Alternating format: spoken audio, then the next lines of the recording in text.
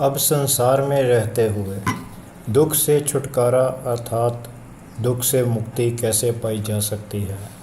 सदानंद जी ने अपने ग्रंथ वेदांत सार में मुक्ति अर्थात मोक्ष की प्राप्ति के लिए साधना मार्ग पर चलने वाले के लिए 7 साधनों का वर्णन किया है।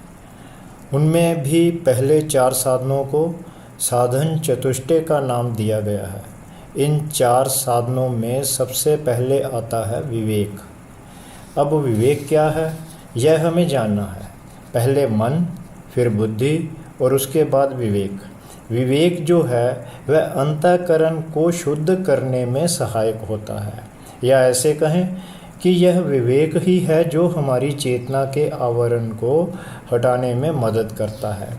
मन में तो जिज्ञासा अथवा लालसा तथा दूसरे भाव विचार पैदा होते रहते हैं। बुद्धि हमें कुछ करने या ना करने की जानकारी देती रहती है। जहाँ मन में किसी भी कार्य करने की उकसाहट होती रहती है, वहाँ बुद्धि उस कार्य करने के लिए प्रेरित करती है। कारण यह है कि बुद्धि के पास सारी अच्छे बुरे की जानकारी होती है, लेकिन बुद्धि जो है योग्यता नहीं प्रदान करती। योग्यता तब आती है जब मनुष्य विवेक से काम लेता है, अर्थात जब उसका विवेक जाग जाता है। वेदांत दर्शन के अनुसार इसे इस तरह से जानेंगे कि जिससे हमें नित्य अथवा अनित्य का ज्ञान होता है वही विवेक है। यह नित्य क्या है? जो सदा रहने वाला है वह नित्य है, जिसका कभी नाश नहीं हो सकता, वह नित्य है। परमात्मा, ब्रह्म, आत्मा, चेतना नित्य है। शरीर जो भी जगत में पाया जाने वाला है वह अनित्य है। फिर जिस लिए दौड़ लगी हुई है, यह समझने की बात है। बात केवल उत्थान अथवा उन्नति की नहीं है, बात है तो केवल समझ की है। समझ ही विवेक का अपरिपक्व रूप है। जन्म से पहले मृत्यु पूर्व तक मनुष्य में केवल एक छटपटाहट सी होती है। उस परिस्थिति में से निकलने की जो उसे दुखदाई महसूस होती है, या फिर उस परिस्थिति में बने रहने की जो उसे सुखदाई महसूस होती है। इसका मतलब यह है कि हम केवल शांति की तलाश में लगे रहते हैं, या इसे यह जानें कि हम सदा सुकून या खुशी ढूंढने में उम्र निकाल देते हैं।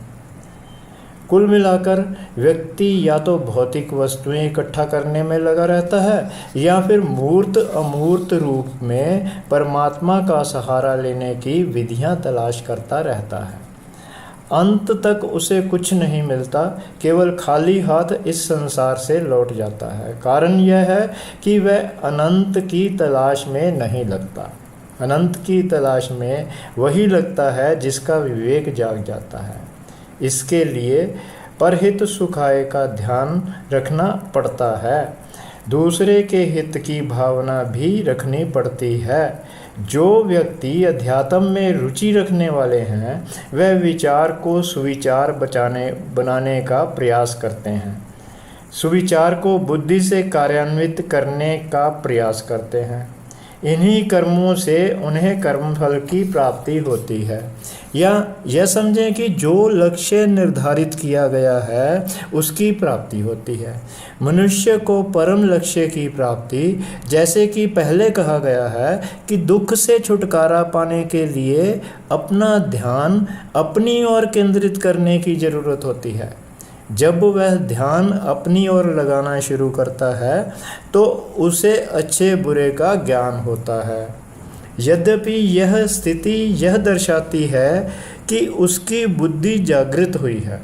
जब वह और अधिक ध्यान केंद्रित करता है तो उसे यह ज्ञान होने लगता है कि परम लक्ष्य को प्राप्त करने के लिए उसे किस प्रकार इसे उपयोगी साबित करना है। यही विवेक है। अब विवेक की स्थिति तक पहुँचे कैसे?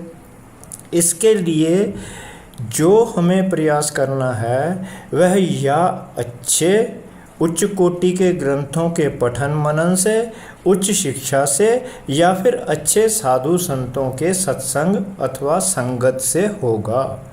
रामचरितमानस में तुलसीदास जी ने कहा भी है, बिन सत्संग विवेक न होई। विवेक की जागृति ध्यान अर्थात मेडिटेशन से भी होती है, क्योंकि मनुष्य ध्यान में अंतर्मुखी होता है और उसे स्व का ज्ञान ध्यान से ही होना आरंभ होता है।